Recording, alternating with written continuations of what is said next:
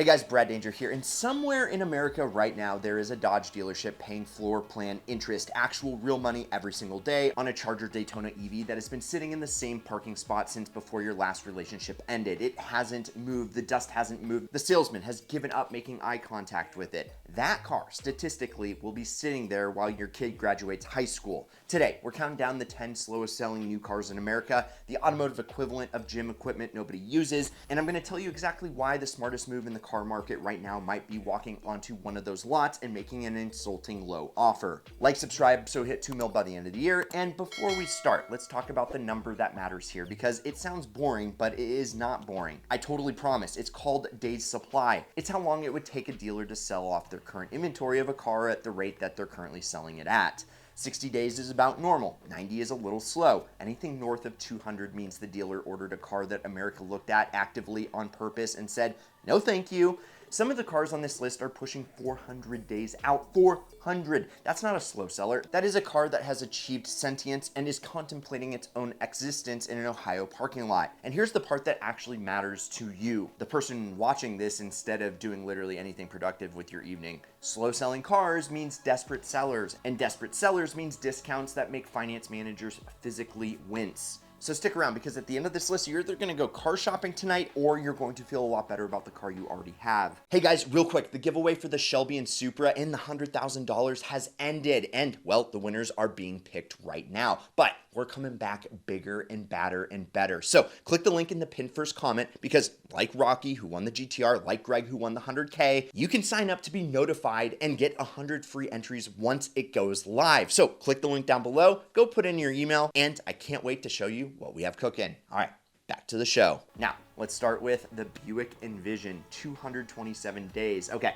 quick test. Without looking it up, tell me what a Buick Envision looks like. Can you envision it? You can't. I've asked people who work at Buick dealerships and they had to walk outside and check. The Envision is a perfectly competent midsize crossover that exists in the exact same way beige paint exists. Technically present, forgotten the second that you leave the room. Buick's entire business model at this point is selling several 100,000 vehicles a year in China, where the brand apparently has main character energy, and then quietly trying to convince a few thousand Americans a year that this is the crossover their neighbor definitely doesn't have either. It's not a bad car. That's the tragedy. Nobody hates the Envision. Hate would require someone to notice it first. Now, number 9, the Alfa Romeo Stelvio. Yeah, here's a fun fact that explains basically every Alfa Romeo problem on this list. The Stelvio is riding on a platform that debuted back when skinny jeans were still considered acceptable business casual. Alfa keeps promising a next generation replacement and then keeps delaying it, and then keeps extending production of the current one because the replacement still isn't ready, and every single buyer who's even mildly interested knows this.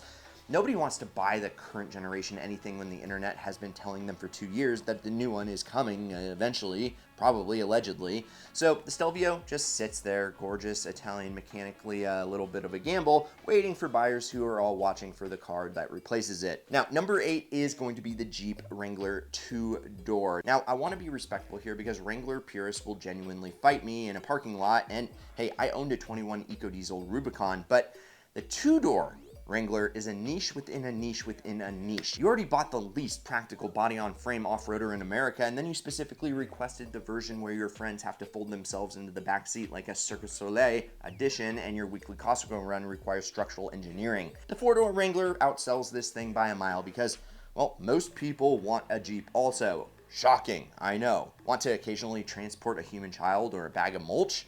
The 2-door is for the purists, the rock crawlers, and the guys who genuinely believe doors are government overreach. Now, the Griselle is a genuinely nice driving Italian SUV built on the same bones as the Alfa Stelvio you just heard about, which tells you a lot about how Stellantis runs its Italian brands, which is to say one platform, several logos, several different price tags. But the problem is Maserati as a brand has spent the last decade eroding trust faster than it can build cars. Reliability reputation still haunted by ghosts of Ferrari engine quattroporte past, and asking premium German SUV money for a badge that resale value calculators treat like a biohazard. People who can afford this SUV can also afford a Porsche Macan, and they are choosing the Porsche over and over at a rate that should genuinely concern the people setting production numbers for Modena. Now, number 6 is the Mercedes-Benz EQS. Yeah, the EQS is, and I will say this with love, the automotive equivalent of a bar of soap that's been left in the shower just a little bit too long. Mercedes took the styling language of the flagship S-Class, ran it through an aerodynamic simulator with zero human oversight, and produced something that looks incredible on a spreadsheet measuring drag coefficiency and deeply upsetting to actual human eyeballs. Luxury EV buyers, it turns out, want their six-figure electric flagship to also look like it costs six figures and the EQS looks like an app icon. Add in resale values that fall off a cliff the second that you drive it home, and you get a car that dealers are now discounting like it personally offended them. Okay, now we're talking about the Audi SQ7, and the SQ7 is proof that you can build a genuinely great vehicle and still lose. Fast three-row SUV, twin-turbo V8, understated enough that literally nobody at your kid's soccer game will know what it is or what it costs, which is exactly the problem. Audi's entire brand identity is quiet competence. And in a market where your neighbor's Escalade has a light show and your other neighbor's Range Rover has a hood ornament visible from space, quiet competence does not move metal. The SQ7 is the car equivalent of ordering the tasting menu and telling nobody about it. Respectable, invisible, sitting on a lot for 255 days because nobody out here is bragging about their family hauler. Now, another Alfa. Believe it or not, this one, her name is Giulia. Yes, same story as the Stelvio, same platform problem, same everybody is waiting for the replacement issue, except the Giulia gets to sit even longer because sedans in general are already fighting an uphill battle against a country that has collectively decided crossovers are the only acceptable shape for a vehicle. The Giulia, on paper and in a corner, is one of the best driving sedans that you can buy for the money. Genuinely a BMW 3 Series fighter that actually fights back. But you're asking Americans to buy a sedan from a brand with a reliability reputation that makes extended warranty salesmen sweat, built on a platform that's aging out, right as the replacement rumors keep swirling. That's three strikes wearing a very nice Italian suit. Okay, now we're talking about the Polestar 4. Yes, buckle up, because this one's actually insane.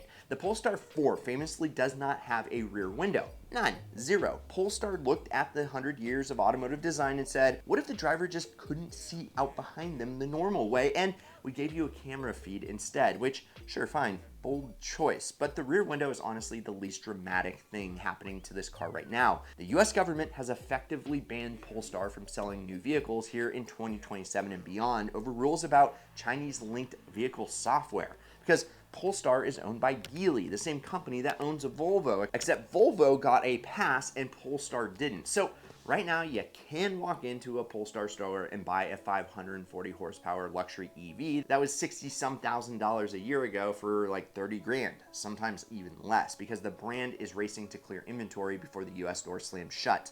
This is not a car nobody wants. This is a car nobody is allowed to keep selling, which might be the single wildest sentence in this entire video. Oh, what about the ID.4? Yes, the ID.4 should have been the people's electric car, the golf-flavored EV that normal humans could afford and enjoy, and instead, Volkswagen buried it under an infotainment system that requires a philosophy degree to adjust the cabin temperature, touch-sensitive controls that don't respond half the time, and a reliability record that's had owners on a first-name basis with their service advisors. Add in the disappearance of the federal EV tax credit, which was propping up a lot of these sales numbers when automakers want to admit it or not, and buyers who might have taken a chance on the ID.4 at 35 grand are looking at the same money and buying a gas Jetta with zero anxiety about the nearest working charger is. 349 days is what happens when you build the right idea with the wrong execution. And number one, the slowest selling new car in America, the Dodge Charger Daytona EV. 385 days, you guys. I want this number to sit with you for a sec because 385 days, that's over a year. A dealer could special order a Charger Daytona EV, wait for the birth of a child, and be walking that same unsold car around a lot that child's first steps by the time it finally sells it. Here's the thing that makes this genuinely funny and not just sad. Dodge sells this car alongside the gas-powered Charger 6-pack. Same showroom, same weekend, and buyers are choosing the gas engine over the electric one by a margin of roughly 7-1. 7-1. That is not a close race. That is a public referendum. Dodge spent a fortune developing a fake exhaust system that pipes simulated engine noise through a speaker to make an electric car sound like a Hemi. And it turns out muscle car buyers can smell a costume from a mile away. At a starting price pushing $75,000 for the privilege, a driving range that a lot of gas chargers could beat with a decent tailwind, and you built a car that alienated the muscle car faithful without winning over a single EV shopper who could just go buy a Tesla for less money and more range. The result is the single worst selling new vehicle in the entire American market, sitting on lots for well over a year waiting for a buyer who, at this rate, might not exist yet. So there you have it, 10 cars, one shared problem, dealers who are one bad Tuesday away from just giving these things away in the parking lot. And look, I'm not saying every car on this list is bad. Some of them are genuinely great, victims of bad timing, weird styling choices, or corporate strategy decisions made by people who've clearly never had to actually sell a car to a human being. But every single one of them represents leverage sitting in a showroom right now, waiting for somebody smart enough to walk in and use it. If you're in the market, this is your sign. Go find one of these using Auto Tempest in the pinned first comment down below and negotiate like the dealer owes you money, because that is the point. They kind of do. Let me know in the comments which one you'd actually take home if it showed up in your driveway for free tomorrow. And remember to go winthisIdealcar.com to get entered to win our next giveaway car plus bonus cash. I'm Brad Danger. This is Ideal. Like, subscribe, check out some of these Ideal vids, and promise me one thing. Keep living the ideal lifestyle.